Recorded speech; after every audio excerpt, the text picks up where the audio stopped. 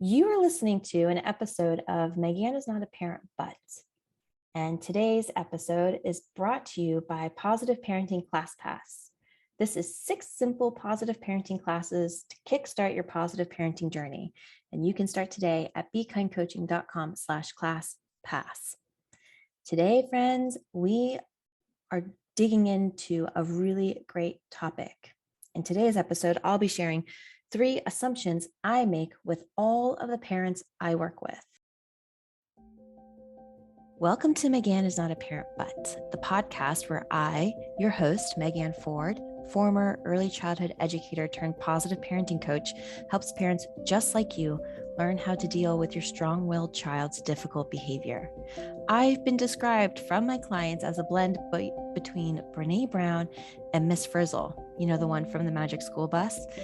I help bring awareness and hold space for the hard conversations and make big concepts like behavior and relationships and temperaments easy to understand and easy to implement. If you're a parent who struggles with your child's loud, dramatic, disruptive, over-the-top behavior, but don't think a parenting coach would help you because those are just for the bad parent or those parents, then this episode is especially for you. I invite you to grab a journal, grab a cozy blanket, a warm beverage, and enjoy what you're about to explore. Before we get into it, I want to ask you, before asking for help and support, what would you try first? Would you maybe read a book? Would you maybe post about it on social media, either to your Facebook or maybe inside of a closed Facebook group? Would you talk to a trusted friend? Or would you Google it? Well, here's the truth. You can't Google yourself to a better relationship. And that is something that is a refreshing truth. Let's say that a relationship is done in action. It's done in relationship with others. And oftentimes I see many mistakes being made in the realm of not asking for help sooner and putting pressure on ourselves to just figure it out alone. And that's what we're talking about today. In many of these Facebook groups that I'm in, I hear a common theme from the peanut gallery of they. They say good parents don't need help. Oof. And I want to say that the best parents invest in help. Are you waiting for everything to fall apart before asking for help? Now, I say what I also need to hear. And I think sometimes I let things go a little too far before I even can get back online to ask for help. Because asking for help can feel hard. It can feel heavy.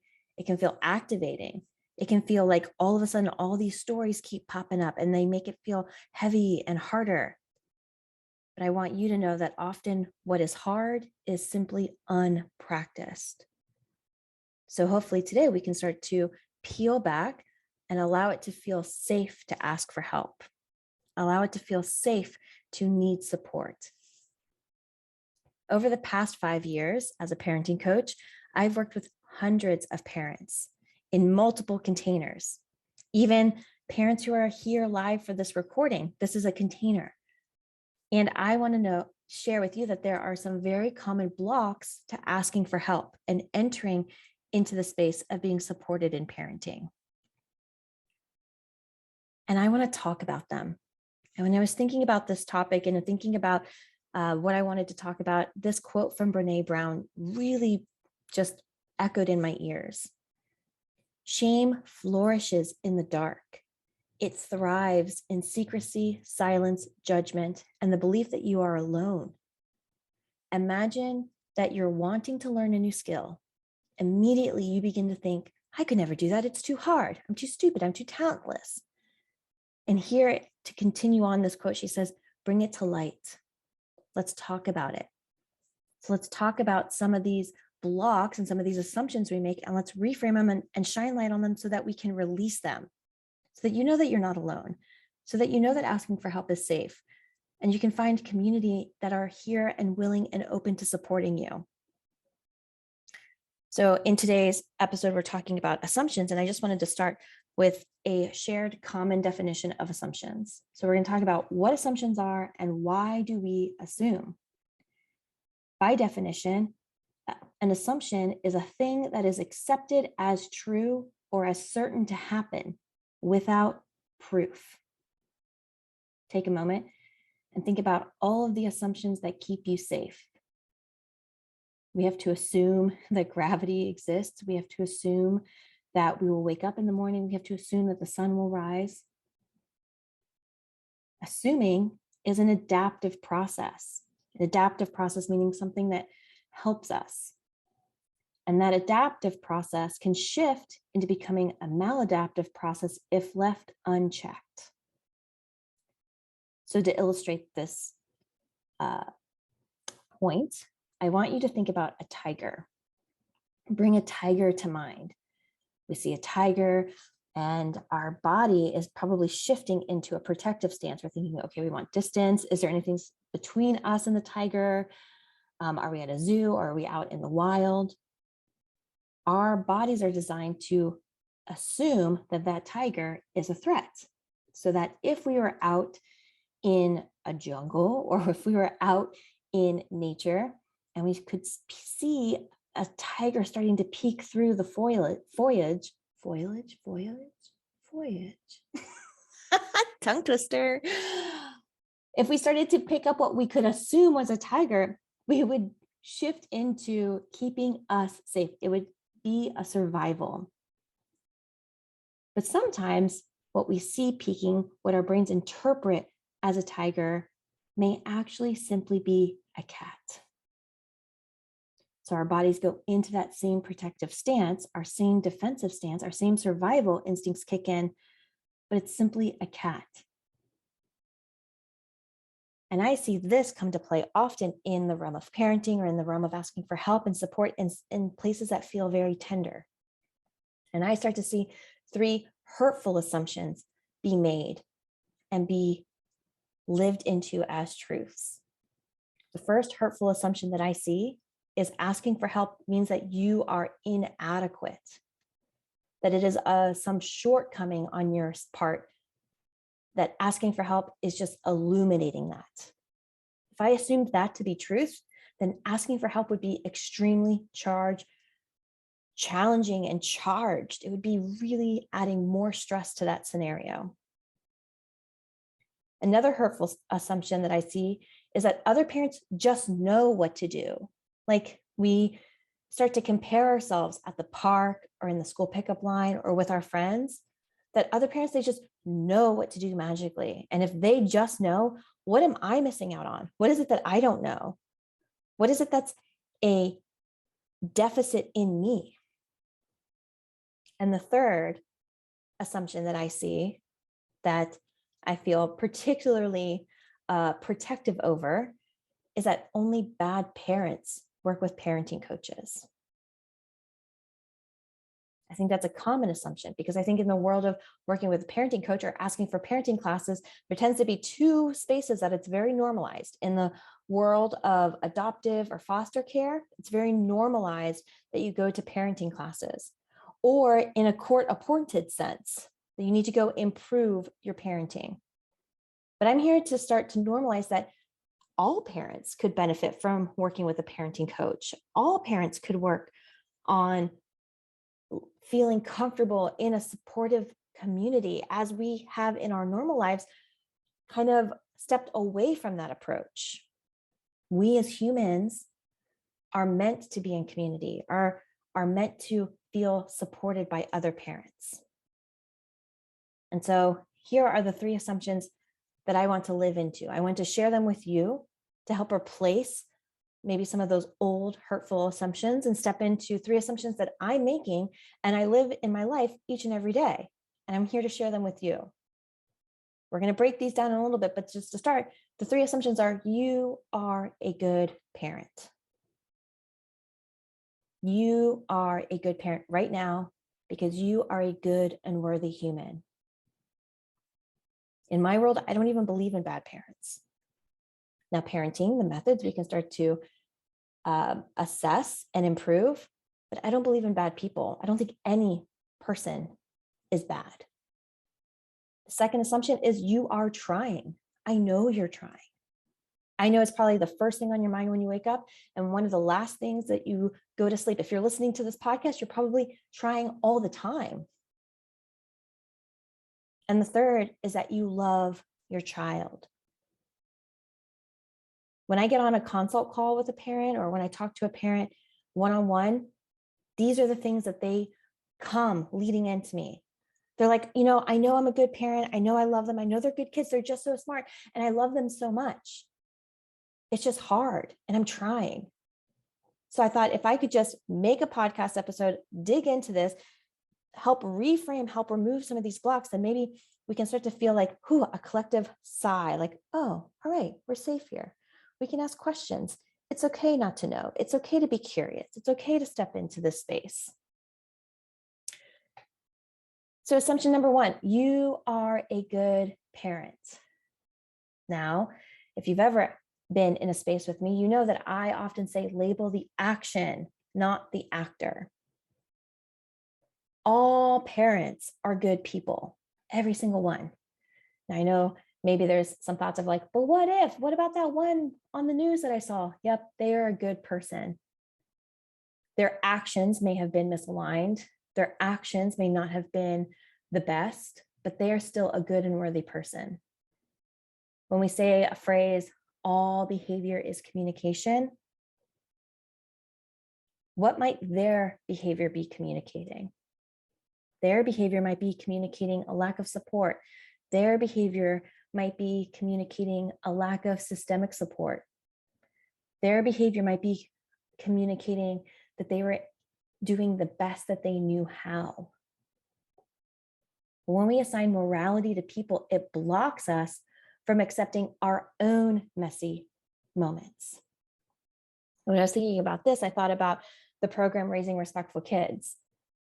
Right at the beginning, we talk about exploring the binary of a good parent or a bad parent. And this comes from the years of talking to parents. And I'll ask, when you think of a bad parent, what does the bad parent do? The bad parent yells, the bad parent punishes, the bad parent ignores, the bad parent judges. And when I ask them, well, what do you think makes a good parent? They say, well, a good parent is calm, a good parent validates, a good parent listens, and is curious. This is a very dangerous binary to not be aware of, because if we start to slip or start to have any actions that slip under the bad parent category, then we start to either defend and deny and shift into a defense. We blame them for making me go into the bad parent realm. Like, oh, you made me yell. I'm not a bad person. I just did a bad thing because you made me do that. We start to try to find an excuse of why we slipped into this bad parent category, or we just go and block it out and we try to get so much distance from it. Try to double down in the good parent. Instead, if we just decide, that there is no such thing as a bad parent, that our behavior is communicating, it's communicating those skills, it's communicating those needs, not only can we start to adopt this mindset for us, but then we can extend it out to everyone around us. That person we see on the news, wow, I can't imagine what they must be going through to have that be their best solution. We can start to lean into compassion and empathy. I see you. That sucks. I'm grateful that I have the support, and now leans in, and I'm grateful to be in the place that I am, to have access to support and resources. Inside of Raising Respectful Kids, video 2, minute marker 2023. That's where I say this. There is no such thing as a bad parent. And the faster we release this belief that there is, the faster we can start to lean in to know that we are good people. We can start to listen to what our behavior is telling us. We can start to listen to when we are punishing ourselves for slipping into that quote unquote bad parent territory, and instead say, hey, what's going on here? What's going on here? What are the habits that are popping up? What is the support needed? How can we just take a pause and say, hey, let me listen so that now I can learn, now I can see. Moving right into assumption number 2, you are trying. You are trying. Brain break moment. All right, I know that I can go deep way fast. So let's just take a pause here to take a deep breath in and let it out. And listen while I let you know that this episode is brought to you by me, Megan, and my Positive Parenting Class Pass. Positive Parenting Class Pass are 6 simple positive parenting classes to kickstart your positive parenting journey. Those classes include Positive Parenting 101, which is a class that is just designed to give you the first steps in what positive parenting is and what it is not. Second class is Emotional Validation. In this class, we dig into how can we show up to have your child feel seen and heard in their lived experience. The third class is Setting Boundaries, all about communicating, enforcing, and allowing testing of your secure and consistent and firm boundaries. The fourth class is a class called Ending Entitlement. Inside of this class, we dig into how we are showing up using tools of entitlement and how we can start to release those tools and begin practicing tools of empowerment and choice. And we know that what we put down, they're going to pick up. The fifth class is a class all about natural consequences. This is a class that gets very clear, and you'll walk away knowing what an imposed consequence is, what a logical consequence is, and most importantly, how to begin utilizing natural consequences so your children begin learning from their lived experience. And the final class is a class all about apologizing. I like to say that connection is the most skipped over step and recovery is the least utilized step. So in that step, you'll start to learn how to show up and use impactful and effective apologies so that your child knows that you see them and hear them and care about them. If you are looking to begin your journey today, then I highly encourage you go to bekindcoaching.com/classpass and dig into the classes starting today.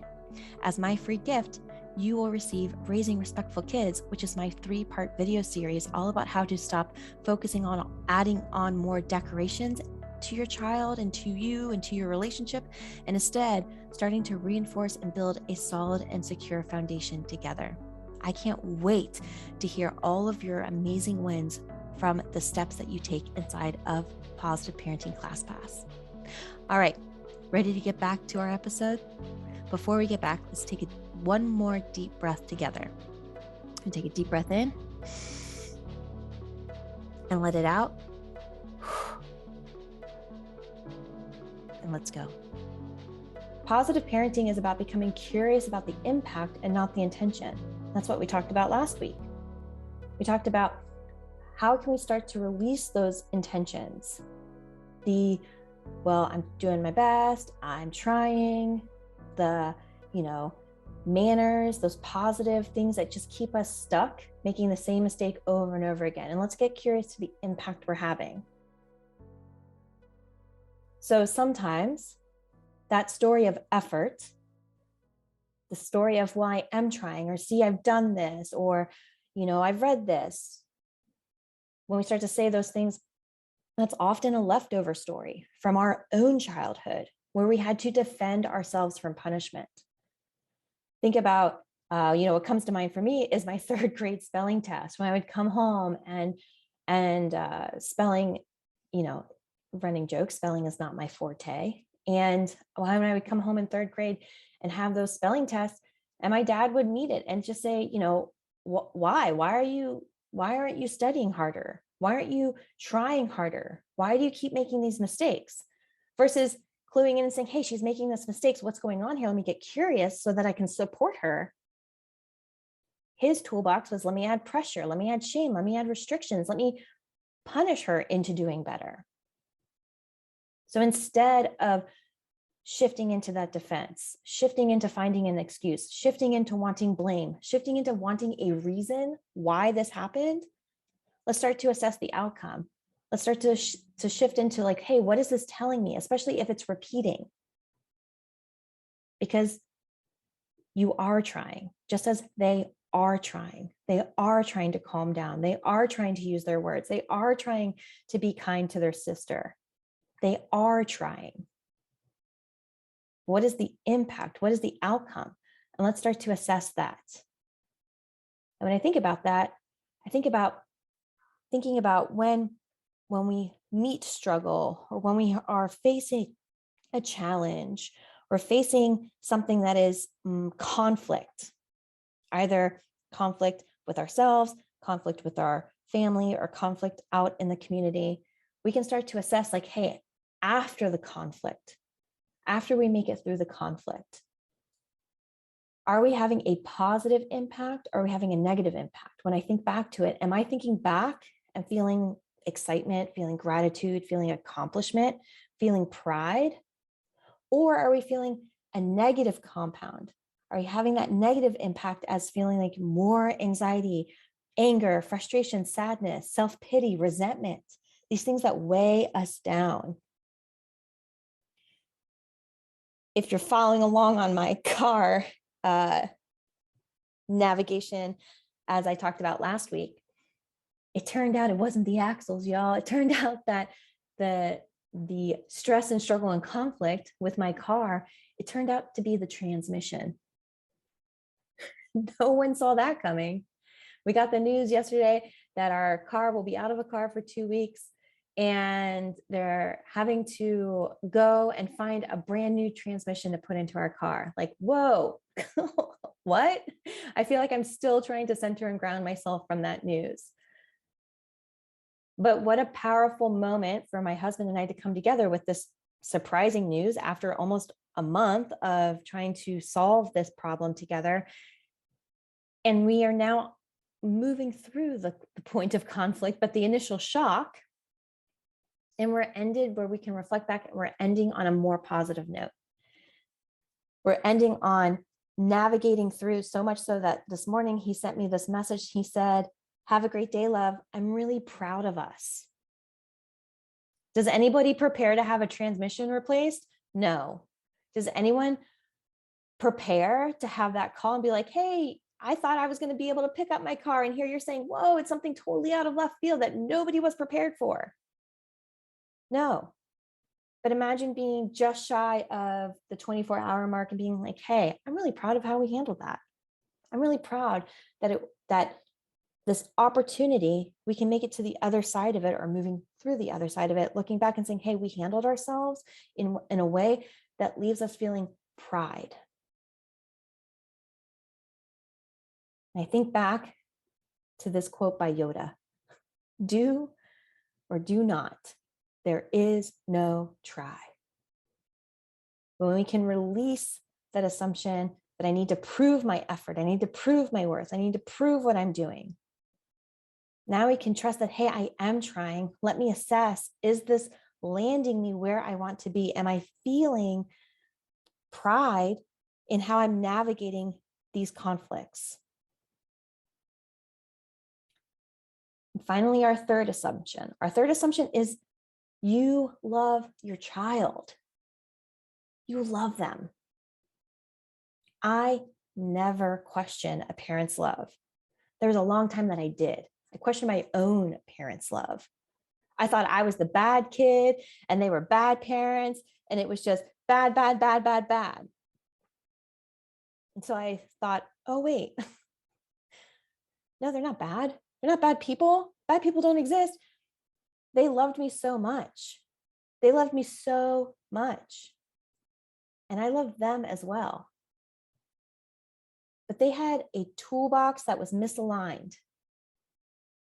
They had a toolbox that was full of tools of survival. And they stayed blocked from accessing the help and support so that they could feel better in that relationship.